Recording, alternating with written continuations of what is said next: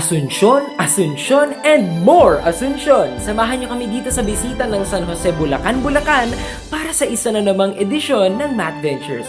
August 6, 11:32 a.m. Super maulan man pero never say die mga kapanalig. At nakita ko na ang tarpaulin hanggang August 8 nga ang exhibit. Bulacan Marine Exhibit, August 1 to 8, 10 a.m. to 7 p.m.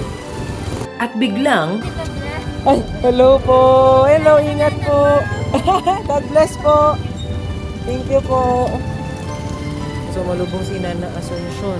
Sige po. Nakita agad natin si Nana Asunsyon sa kanyang karoza, Ang ganda-ganda niyo po, Nay! Nakausap ko si Nanay here na buong lakas niya raw inusad ang karo upang isilong dahil malakas ngayong ulan.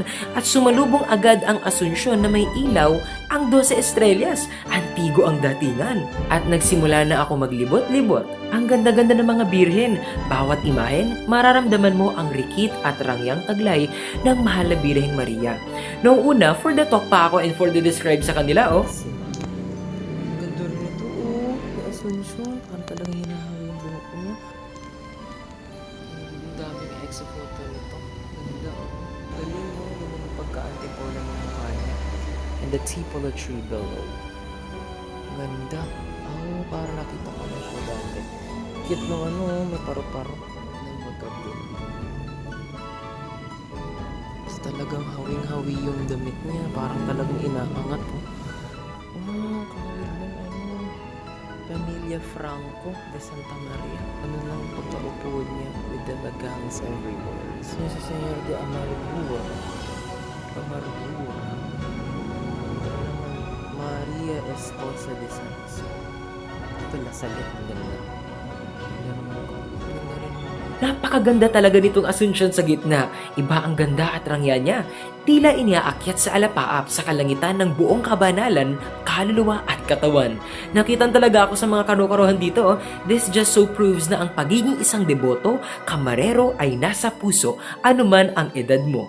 Mukha, detalye, titulo, bihis, talagang natitigan ko lahat. At para sa kanilang lahat, gandang-ganda ako. Wala akong ibang masabi kundi yun dahil totoo naman talaga. What a blessing na makita ang mga imaheng ito sa isang maulang umaga. Lalo pa't maaliwalas sa bisita at malamig ang simoy ng hangin. Tila ayoko nang umuwi dahil tunay na mahalimuyak at tunay na kamangha-mangha na madama ko ang ganito sa isang maulang umaga. At natitigan ko ulit si Nana Asunsyon dito sa labas. Ready na talaga siya para sa prosesyon dahil nung araw na yun, August 6 ay unang araw ng nobinaryo kay Nana Asunsyon. Yay! So, mga kapanalig, kasama po natin si Kapanalig Aldwin Mandong. Hello po! Welcome po sa Bulacan Marian Exhibit. Ako po. Mga kapanalig, kasama natin si Kapanalig James and Cyrus. Hello! Thank you, Deep. Maraming salamat kina Kapanalig James at Cyrus sa gift na ito na eskapularyo. Napakaganda! Thank you so much, Kapanalig! At bago umuwi, humipo na kami kay Apo na ika nga nila here sa bisita ay lumalaki at tunay nga raw na mapaghimala. Ang laki-laki ng feet niya, for the bulong kami ng prayers. Napakagandang halimbawa sa buhay pananampalataya natin ang mahal na Birheng Maria. Biruin niyo yun, biniyayaan siyang maging ina ng Diyos at ginantimpalaan na iakyat sa kalangitan sa kanyang kamatayan, kaluluwa at katawan. Nakatutuwa, Tularan natin ang mahal na ina, maging mapagpakumbaba, sumunod sa ating mga magulang, sumunod sa mga utos ng Diyos, at patuloy na manalangin ng Santo Rosario. Amen po ba? Amen! Sa susunod na edisyong muli ng Madventures. Kita-kits mga kapanalig, God bless us always!